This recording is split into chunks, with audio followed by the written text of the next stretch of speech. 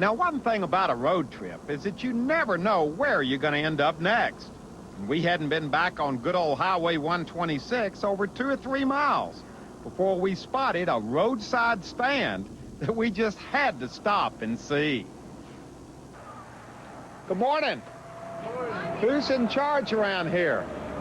Is this your fruit stand? Well, it belongs to my in-laws, yeah. Well, tell us a little bit about it. Where's all this fruit from? Is this all from this area around here? Well, we grow a lot of it ourselves. All the persimmons here, the pomegranates. Look at this. All This the is oranges, beautiful. the grapefruits, the lemons, and all kinds of stuff like that. So this is a real agricultural area around here. Oh, definitely, yeah. A lot of local stuff. A lot of local stuff, all the squash and corn and all that good stuff, you know. I want to come out here and take a look at this squash because, Heidi, what are you buying today? Some squash. Look at this squash. This is absolutely beautiful. It is, isn't it? Now, have you driven a long way to get this squash? Yes, we came from Azusa, California. Just for the squash? Well, no. What are you doing up We're here? on our way to Atascadero to see my husband's family. I gotcha. And you couldn't pass up the squash? No, it's too pretty. Now, what are you going to do with this? We're going to steam it. Look at the size and the color of these squash. These are really very amazing and beautiful squash. Yeah, we grow those right up the road here in between Satacoy and Santa Paula. We have another ranch there. Look at this. This whole bin is full of these things. They're just amazing. Yeah, that's a turban squash. A turban squash. Yeah. And it just goes, look at these things. Are you buying anything today? I came for avocados. I gotcha. Have you seen any? Well, but look at these things. I know. I've never seen squash or pumpkins like this. This is. What are they called? These are sweet squash. These are turban squash down here. Yeah, aren't they pretty? These are absolutely beautiful. Yeah. Boy, these are almost too pretty to eat. I think this is so. a beautiful A arrangement on the table. Yeah. Now, you've got a whole orange operation going on over here. Yeah, this is our biggest thing, like I said, oranges and stuff like that, citrus and avocados. So what's he doing here? He's packing the boxes right now. Uh-huh. Our machine, it comes in from the field in these bins. When they load it up on this conveyor belt, and it goes to the bin dumper, then it goes to the brushes, then it goes to the sizer. Oh, look, Yeah. there they go. So you've got the whole operation working here. Yeah, you know, it's a lot of work, and it's a simple process actually, but the machine does all the work. And it goes from the smallest size over here to the biggest size on this side. Oh, here come the little ones out over here. And these are all grown right here on the place. Right on the property, yes. How many acres you got? Just over 100, almost 200 acres, yeah. And, yeah, so yeah. And these oranges are sweet Oh, yeah. and juicy. Howdy. Oh, boy, look at these things. Yeah. This is wonderful. Yeah. It's a whole little... Now, who's this lady over here? That's my mother-in-law. She's actually co-owner with her husband, my father-in-law. Oh, so you married into all of this. Yeah, I did. Ah. I got lucky. I gotcha. Well, we're ending up with some fresh squeezed orange juice. She squeezed it for us just this morning, right? That's right. This is the best? Sure is the best orange juice. Well, thank you, This is for you. ma'am. We make it for you. Thank Real you. fresh, right from the oranges. Thank you very much. This has been an unexpected stop, but a very interesting and good stop. Appreciate And it. the name of the stand again? Cornejo's Produce. We're on Highway 126, about a quarter mile east of Fillmore. Oh, boy. It's good, huh? This is great. It's refreshed us for the rest of the day. Okay, good. Thank you very much. Thank you. Nice to meet you. Nice to meet you, Huell. Back on 126, maybe it was the fact that I was finishing my orange juice and trying to drive at the same time. Whatever the reason, I was distracted and almost missed the next turnoff. But I'm glad I didn't, because our next stop, which was just about a half a mile off the main highway, turned out to be one of the most interesting and fun places I've ever been. I'm Jim Adams with the California State Department of Fish and Game. All right, we saw the sign. It said it's open to the public. Correct? We're members of the public, That's correct. so we're here. Absolutely. And the first comment I want to make is that this is absolutely a spectacular view you have here. This whole part of the state is so beautiful. Yes. In the springtime, this whole hillside turns incredibly green. We just need a little rain to green it up. Last summer in August, it burned, so everything that grows from here on out should be brand spanking new and green. It should be very beautiful. So this spring, this will be all green. Like the one green hillside, only that way all the way to the top. Now, do you have many visitors here? About 50 or 60,000 a year. Really? Yes.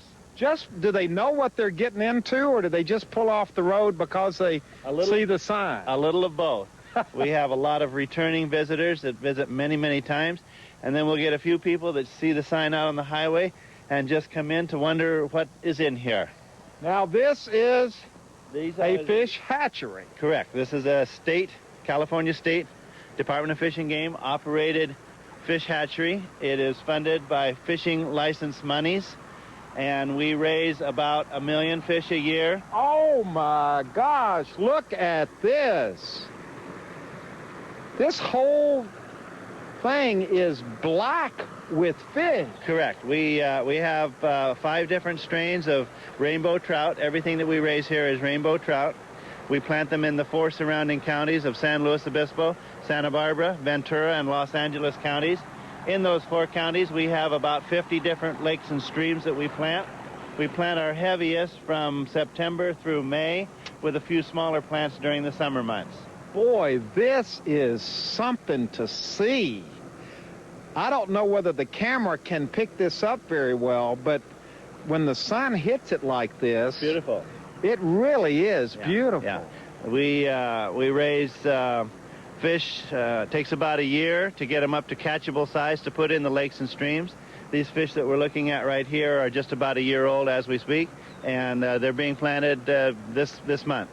Now, planted means that you take them in a truck. Correct. We put them into a fish planting truck, and depending on where the point of distribution is to be, we have a crew that goes out there and puts them in a lake if they are to go into a lake, or if they're in a stream, they spread them out along the stream as they can drive along. Well, now here's some people right here. Good morning. How are you doing? Okay. Well, what have you seen today? A lot of fish. Did you know what you were going to see when you pulled in? No, we drove by here about every 2 or 3 months. We come by here visiting some parents up in Ventura, and we always think about stopping here, so this time we decided to stop. So. Well, was it I do worth a lot it? of bass fishing, but they're fun to watch. This will get you into trout. Yeah, I used to do trout fishing years ago. Season opening every year, June Lake and stuff. And Well, have you ever seen anything like this before in your life? up in Convict Lake, they got a hatchery in Convict Lake up there, up in Sierras up there, and we've been to those. Yeah. Boy, this is something to see, all of these fish. All those fish. Just waiting. The big ones are out the end down there in that fence over there. That's where the big ones are at. Well, let's go look at the big ones. Come on. He dumped some dead fish down there just now, and all the big ones were coming up down behind that fence down there. So. You were doing what? Well, we have a certain amount of daily loss. When you have 1 million fish on board, Take it easy. you're going to lose a few. So we feed the birds with the few that we lose every day. They get fed to the birds. About that big. Yeah. Look at these birds. Now, what kind of birds are these? The large white ones are common egrets.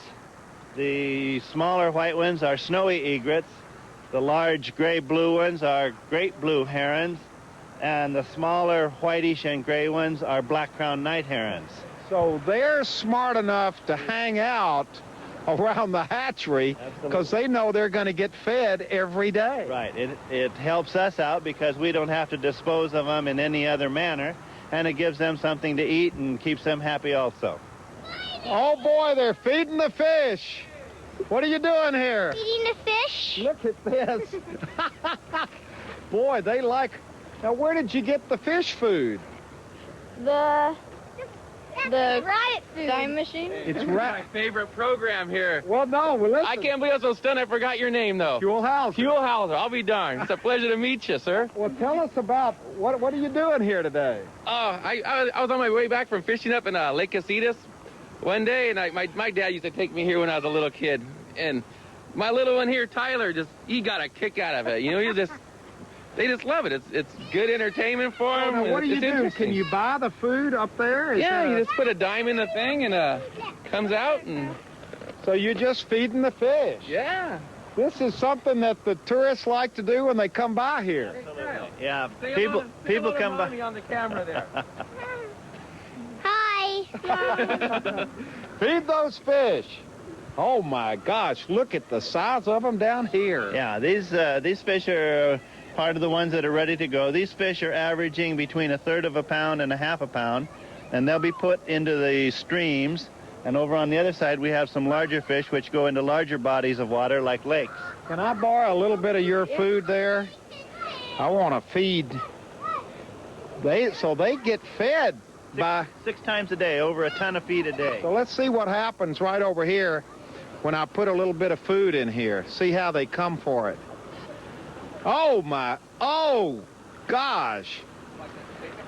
It's a feeding frenzy. It is, yeah. They're always hungry, and they get pretty excited when they know that there's feed going to be put in the water. Served, and they're still hungry after... Now look, they start going into a frenzy down here long before the cart even gets here. Fish have phenomenal eyesight. They can see that cart coming, and they can feel the vibration in the water from the other fish that are being fed, so they move right in on it, and they know when it's chow time. Look at this. What if I put my hand in there? We try to discourage that at all costs. We have many signs that say, please keep your hands and rocks and items out of the water.